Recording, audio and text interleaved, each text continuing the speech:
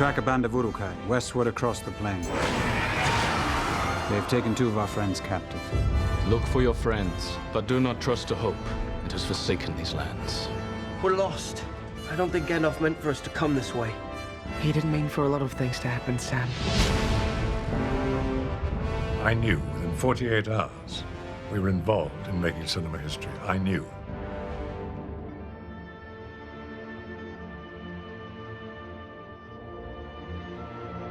More and more people also talk to me about the ending of the first film. They're like, what's up with the ending, dude? Well, it's gonna continue.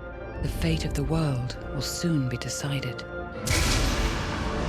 It's a phenomenon. It's cinema history in the making. The dominion of evil grows even stronger. Part 1 was a damn wonderful film. You ain't seen nothing yet. There is a union now between the 2 towers. Barad-dûr, fortress of the Dark Lord Sauron, and Orthanc, stronghold of the wizard Saruman. The characters all sort of take their own journeys in the 2 towers. It's a roller coaster journey from the first minute. I just knew it was going to be an epic adventure. Not the movie, but, well, the movie, but also the making of the movie. I really see the second film as the beginning of the journey. At the beginning of the film, Frodo and Sam are on these rocky hills trying to navigate their way around. What's that horrid stink?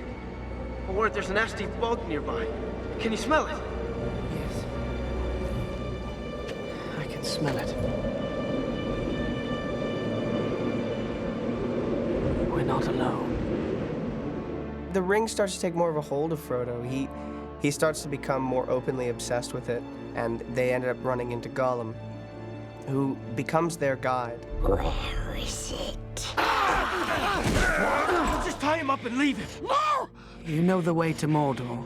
We decided that Gollum should be very much a human-driven CG character. Andy Serkis was cast to play the part of Gollum. Not just do the Gollum voice to animation, but to sort of be the soul or the kind of the spirit of Gollum. He drove the performance. We all just want to make Gollum the most believable digital stroke being that's ever been created.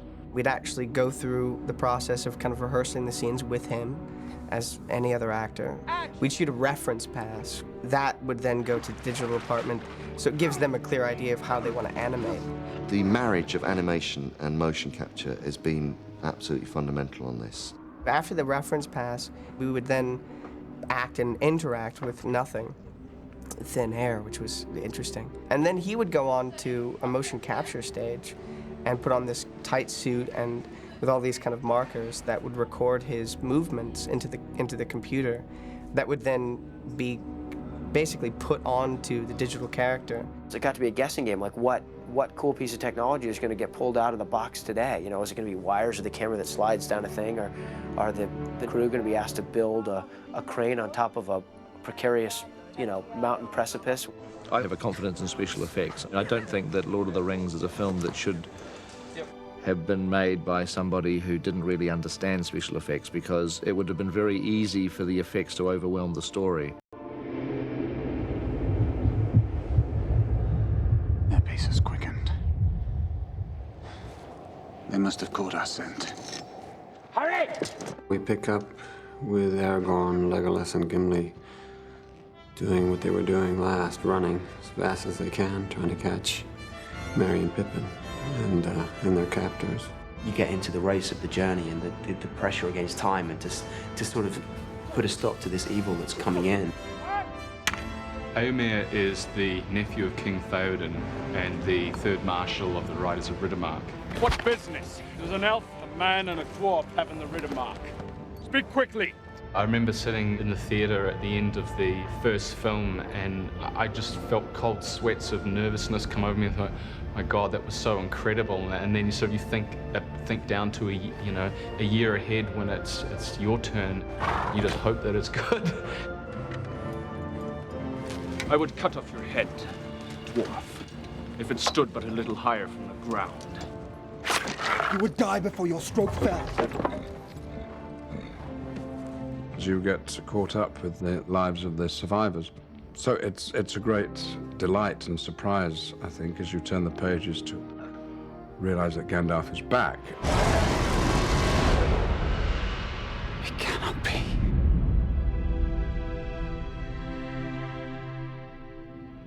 I come back to you now, at the turn of the tide. The Two Towers takes us much more into the world of human beings than we did in the Fellowship of the Ring. And we go into the kingdom of Rohan, which is a very Viking-like, almost a sort of Scandinavian-style civilization. And we meet the king of Rohan, Theoden. The courtesy of your hall is somewhat lessened of late, Theoden King. He's not welcome. Why should I welcome you, Gandalf Stormcrow? You can't get any lower and still be breathing, considered alive, because he is virtually a zombie. There's nothing, he's an empty shell. Late is the hour in which this conjurer chooses to appear. Last spell I name him. Ill news is an ill guest. Be silent.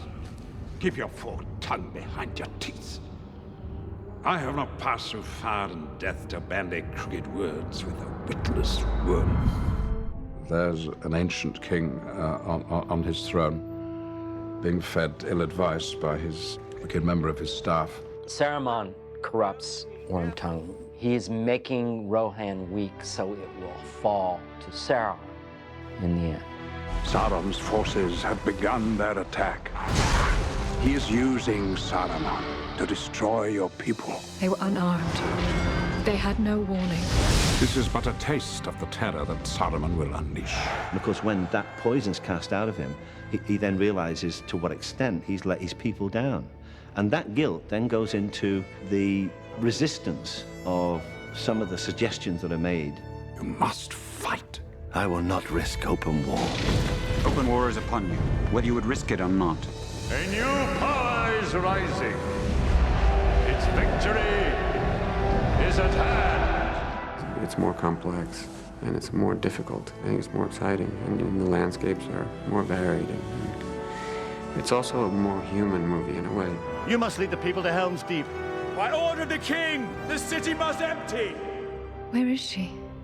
The woman who gave you that jewel. The human beings in this story are dealing with war, like they're right in the middle of it. So when you meet Eowyn, she is a very proud and strong character and believing in the great days of Rohan.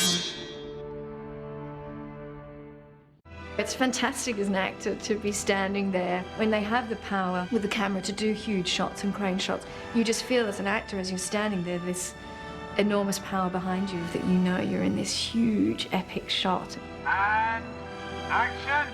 It's awe-inspiring to be working for, say, a 2-week stint and be picked up from your hotel in a helicopter and taken to the top of a mountain, you know, and not coming down for the whole day. Tolenilu. Ichaer Gwanar Navalanos Sibaro no Kirar. I have made my choice. It's a sad time, it's a parting time for elves because he knows that their time on this earth has come to an end. He is not coming back. Why do you linger here when there is no hope? If Aragorn survives this war, you will still be parted. If Sauron is defeated and Aragorn made king and all that you hope for comes true, you will still have to taste the bitterness of mortality. It's not this big, huge thing for her to give it up because it's everything she wants to go with him and be mortal. You learn a lot more about what's at stake for them and perhaps why they're destined to at least try to be together. He understands that she's in love with Aragorn, but he also knows that elves have to leave. The alliance between men and elves is over.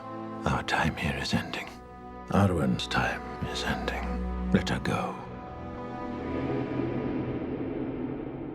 You see Merry and Pippin alone, so they don't have Aragorn or Boromir or Gandalf to help them. So then they have to mature. They have to find a way to take hold of their own lives. What's making that noise? It's the trees. What? You remember the old forest on the borders of Buckland?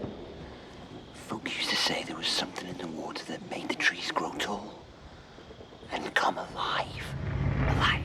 And they find themselves with, I think, one of the most fascinating characters that Tolkien ever created.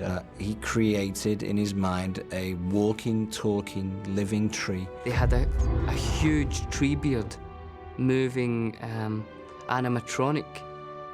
And they had, part of his animatronic is he had these branches that were like hands that myself and Dom Monaghan, who plays Merry, could sit in. But they didn't make them very comfortable. They pull at parts that maybe shouldn't be pulled at, and, you know, it kind of gets you down after a while, and you need kind of Vaseline at the end of the day. And it was such a hassle to get us up there and hooked in that during tea breaks, they used to just leave us up there. If that's the only thing that you can complain about at the end of a day, when all you've done is played with, you know, your friends on set, then, you know, it's no great hardship. I always like to have a few laughs on set. I don't think it's particularly healthy for anybody to take this too seriously, no matter how big the movie and no matter how much money is being spent. It's my new assistant. I'm sick of walking. You know, he's the puppet master. He's the guy that pulls all the strings and keeps us all together. He is a 10th member of the Fellowship, without a doubt. It's as if Pete Jackson has put as much depth into the movie telling of this story that Tolkien did in the book telling. The ring of power within my grasp. It's much more dynamic and exciting and more adventurous and darker and scarier. Use the ring, Mr. Frodo. Just this once. Put it on. Disappear. I can't. This is the very spirit and essence of Tolkien.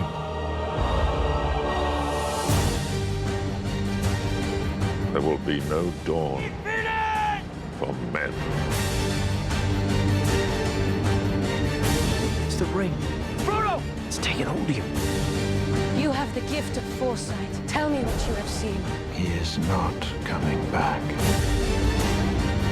The defenses have to hold. They will hold. There is nothing for you here, only death. There is still hope.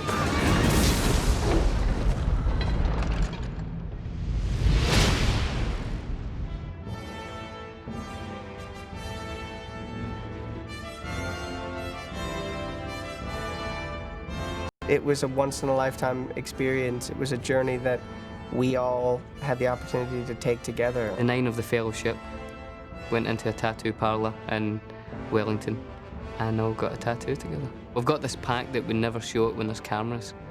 Turn off the camera, I'll show you. Yeah, that was another kind of, hiya. How are you? How are you, mate? See you. Who is that? Who's that guy? Some extra, I don't know.